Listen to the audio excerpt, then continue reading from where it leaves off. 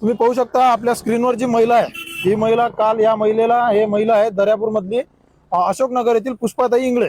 या महिला आपल्या रोजगारासाठी आपल्या दर्यापूर मधून हिंगणी हे गाव आहे 8 किलोमीटर, या गावाला निंदन करण्यासाठी आली होती शेतीमध्ये.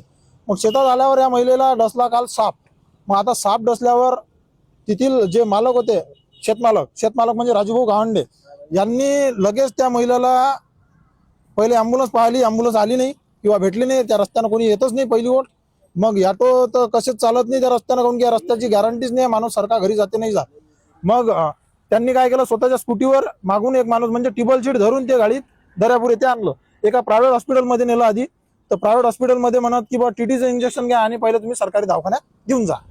मग सरकारी दवाखान्यात नेलं. सरकारी दवाखान्यात असं म्हटलं म्हणते की तिथं बा इथं न करता तुम्ही एक काम करा, डायरेक्ट इरविन न्या अमरावती. मग आता मला एक तुम्ही सांगा, अमरावती न्या, इरविन न्या, कोणी म्हणते आशेगाव न्या, कोणी म्हणते असतपूर न्या. मग दर्यापूरचे दवाखाने कायसाठी आहेत? हे डॉक्टर लोक इच्छा कायसाठी आहेत? हा, आपल्या दर्यापुरात जर साप डसल्यावर जर त्याचा इलाज होत नसेल, आता मला सांगा तुम्ही साप डसल्यावर असतपूर काल तो पेशंट नेला. आता ठीक आहे, चांगला आहे पेशंट, तो काही विषय नाही. परंतु असतपूर जायपर्यंत जर मेला रस्त्यानं तर याची गॅरंटी, याला जबाबदार कोण राहणार आहे? आता 8 किलोमीटर म्हणजे त्या हिंगणीहून दर्यापूर येईपर्यंत माणूस तसाच मरते, चांगला माणूसही मरते येईपर्यंत रस्त्याची परिस्थितीमुळे. मग साप डसलेल्या माणसाची परिस्थिती काय राहणार आहे? आणि तिथून आणल्यावर जर आपल्या इथं जर त्याची सुविधा होत नसेल किंवा त्याचं औषधच नसेल, त्याचा इलाजच नसेल, तर मग काय करा?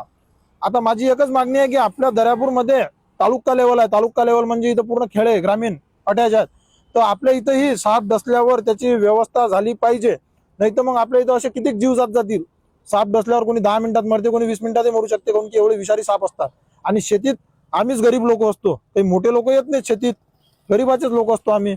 म्हणून म्हणतो की आमच्यासाठी अशी सुविधा दर्यापुरात करावी की जेणेकरून साप जर डसला तर त्याचा उपचार हा असतपूर आणि ते राशेगाव न जाता, अमरावती न जाता दर्यापुरातच झाला पाहिजे.